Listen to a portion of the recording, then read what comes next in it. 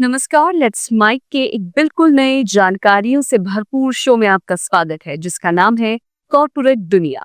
ये सिर्फ एक प्रोग्राम नहीं है बल्कि एक खिड़की है उस दुनिया की तरफ जहां बिजनेस की चालें, स्टार्टअप्स की उड़ानें, मार्केट की धड़कनें और कंपनियों के भीतर की कहानियां आपको समझाई जाएंगी आसान, रोचक और भरोसेमंद अंदाज में। आइए सबसे पहले नजर डालते हैं कारोबार की दुनिया की आज की खबरों पर। आयकर विभाग ने कंपनियों और टैक्सपेयर्स के लिए 2025-26 के लिए इनकम टैक्स रिटर्न दाखिल करने की समय सीमा बढ़ाकर 10 दिसंबर कर दी है।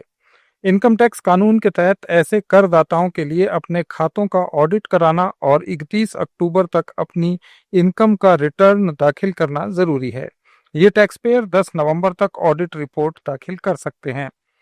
कर कानून के अनुसार जिन लोगों ने अपने खातों का ऑडिट करवाना है, जैसे कंपनियां, प्रोप्राइटरशिप और साझेदारी फर्म, उनके लिए आईटीआर दाखिल करने की आखिरी तारीख 31 अक्टूबर है। वहीं आम करदाताओं और एचयूएफ के लिए ये अंतिम तिथि 31 जुलाई है। आयकर विभाग ने 25 सितंबर को वित्त वर्ष 2024-25 के लिए ऑडिट रिपोर्ट जमा कराने की समय सीमा 1 महीने बढ़ाकर 31 अक्टूबर कर दी थी, जिसे अब 10 नवंबर तक बढ़ा दिया गया है। देश में कई संगठनों ने इन तारीखों को आगे बढ़ाने की मांग की थी और कहा था कि देश के कुछ भागों में बाढ़ और प्राकृतिक आपदाओं के कारण दिक्कतें पैदा हुई हैं, इसलिए सामान्य व्यापारिक और व्यावसायिक गतिविधियों में बाधा पड़ी है। 16 सितंबर तक 7 करोड़ 54 लाख से ज्यादा आईटीआर दाखिल किए गए। इनमें से 1 करोड़ 28 लाख टैक्स पेयर्स ने 16 सितंबर तक सेल्फ असेसमेंट टैक्स का भुगतान किया। भारत सरकार ऑयल रिफाइनिंग और केमिकल इंडस्ट्री में बड़ा विस्तार करने जा रही है। पेट्रोलियम और प्राकृतिक गैस मंत्री हरदीप सिंह पुरी ने एक्स पर एक वीडियो साझा करते हुए कहा कि देश की तेल रिफाइनिंग कैपेसिटी 2028 तक 258 मिलियन टन सालाना से बढ़कर 300 मिलियन टन सालाना हो जाएगी। इसके साथ ही रासायनिक उत्पादन की क्षमता 2030 तक 29.6 से 46 मिलियन टन प्रतिवर्ष तक पहुंच जाएगी। पुरी ने कहा कि इस योजना का मकसद रासायनिक उत्पादों की हिस्सेदारी को 5% से बढ़ाकर 20% तक करना है। इसे क्रूड टू केमिकल्स नाम दिया गया है। इससे भारत को केमिकल प्रोडक्ट्स के आयात पर अपनी निर्भरता कम करने और $87 बिलियन के इन्वेस्टमेंट को आकर्षित करने में मदद मिलेगी। The world is changing, and so is energy. As global demand for transport fuels begins to stabilize, the demand for petrochemicals, the building blocks of our modern lives, is rising faster than ever. From textiles to solar panels, from medical equipment to construction materials, petrochemicals power everything around us. By 2040, global demand for chemicals is expected to nearly triple, and India's petrochemical industry could touch $1 trillion. To make the most of this opportunity, India is turning its refineries into integrated refinery-cum-petrochemical complexes, raising our petrochemical intensity index from about 5% today to 15 to 20% in the coming decade.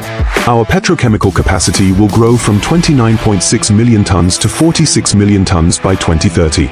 On the other hand, India's refining capacity, already the fourth largest in the world, has expanded from 215 million tons per annum in 2014 to over 258 million tons per annum today, and is projected to reach 310 million tons per annum by 2028.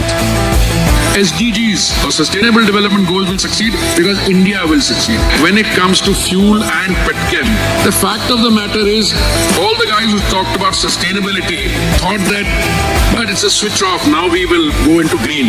And where you have to make the transition from where you are today to where you want to be. And that transition will require both. This transition from crude to fuel to crude to chemicals is not just industrial, it's strategic.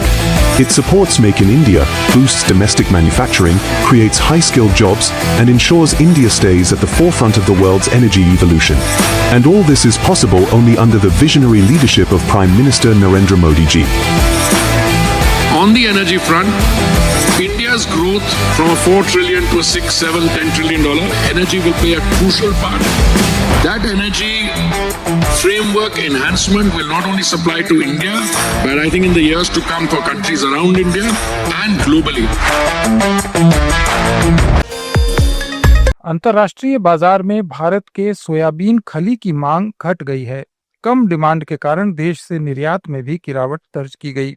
इस product के निर्यात में तेल विपणन वर्ष 2024-25 के दौरान 11% की गिरावट दर्ज की गई।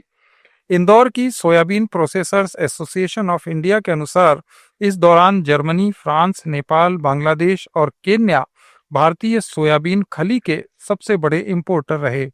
इन देशों ने भारत के कुल एक्सपोर्ट का करीब 55% हिस्सा खरीदा। इससे पहले 2023-24 में भारत का सोयाबीन खली का निर्यात 22.75 लाख टन था। देश में क्रेडिट कार्ड धारकों की लगातार बढ़ती संख्या के बीच क्रेडिट कार्ड से खर्च में भी तेजी देखी जा रही है। क्रेडिट कार्ड से हर महीने का खर्च 2,20,000 लाख करोड़ रुपए के पार पहुंच गया है।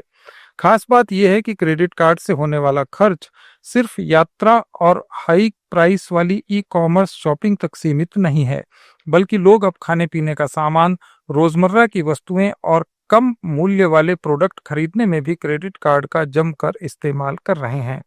वर्ल्डलाइन की इंडिया डिजिटल पेमेंट रिपोर्ट के मुताबिक जनवरी 2024 से जून 2025 के बीच यानी 18 महीनों में क्रेडिट कार्ड के बकाया में 23% की वृद्धि दर्ज की गई। हालांकि क्रेडिट कार्ड के बढ़ते इस्तेमाल के बाद भी प्रति ट्रांजैक्शन औसत टिकट साइज में 6% की गिरावट आई। जून 2025 तक क्रेडिट कार्ड से ऑनलाइन ट्रांजैक्शन संख्या के लिहाज से 36% बढ़कर 1.32 अरब ट्रांजैक्शन पर पहुंच गया। वहीं खर्च 17% की बढ़ोतरी के साथ 7.2 लाख करोड़ रुपए हो गया। हालांकि डेबिट कार्ड से होने वाले लेन देन की संख्या 28% घट गई और ये लेन देन 17 करोड़ 40 लाख रह गए। उद्योग निकाय PHDCCI ने 50 लाख रुपए तक की सालाना आय वाले लोगों के लिए इनकम टैक्स की दरों में कमी करने और इससे ज्यादा आमदनी वालों पर ही 30% की अधिकतम दर से टैक्स लगाने की वकालत की है। सरकार की ओर से नई आयकर व्यवस्था में एक साल में 24 लाख रुपए से ज्यादा कमाने वाले लोगों पर सबसे ज्यादा 30% टैक्स लगाने का प्रावधान किया गया है। PhD chamber of commerce and industry ने राजस्व सचिव को सौंपी अपनी बजट पूर्व सिफारिशों में डायरेक्ट टैक्स व्यवस्था में सुधारों के अलावा इनडायरेक्ट टैक्सेशन पर भी अपनी राय दी है। सरकार ने अगला बजट शुरू करने की प्रक्रिया शुरू कर दी है। वित्त मंत्री निर्मला सीतारमण फरवरी में संसद में बजट पेश करेंगी। प्रत्यक्ष कर के मामले में PHDCCI ने कहा है कि व्यक्तियों, साझेदारी फर्मों और लिमिटेड लाइबिलिटी कंपनीज के लिए कराधान की दरों में कमी होनी चाहिए। चैम्बर के और सुझाव शेयर्स की पुनर्खरीद पर टैक्स, MSME को भुगतान, TDS TCS प्रमाण पत्र की जरूरत, अनुमानित कर योजना और लाभांश आय पर कटौती से जुड़े हैं। अप्रत्यक्ष कर के बारे में PHDCCI ने सुझाव दिया है कि इनकम टैक्स अधिनियम की तरह इसमें भी फेसलेस मूल्यांकन और ऑडिट को कंपलसरी बनाया जाना चाहिए। रेटिंग एजेंसी क्रिसिल की एक रिपोर्ट के अनुसार छोटे वित्त बैंकों का ऋण वितरण चालू वित्त वर्ष में 2 लाख करोड़ रुपए के आंकड़े को पार कर सकता है। रिपोर्ट में कहा गया है कि इस बढ़ोतरी का मुख्य कारण माइक्रो फाइनेंस से अलग अन्य सेगमेंट में लगातार विस्तार और माइक्रो फाइनेंस लोन बुक की नियंत्रित रिकवरी है, जिसमें पिछले वित्त वर्ष में गिरावट दर्ज की गई थी। क्रिसिल ने कहा कि ज्यादातर SFB पहले माइक्रो फाइनेंस इंस्टीट्यूशन थे, इसलिए सेगमेंटल डाइवर्सिफिकेशन इन बैंकों की दीर्घकालिक विकास रणनीति का हिस्सा है। ये प्रवृत्ति इस बार भी जारी रहेगी, जिससे पोर्टफोलियो में वेरिएशन बढ़ाने और एसेट क्वालिटी जोखिम कम करने पर ज्यादा ध्यान दिया जाएगा। ये थे कॉर्पोरेट जगत के आज के कुछ अपडेट्स। जुड़े रहिए लेट्स माइक के साथ।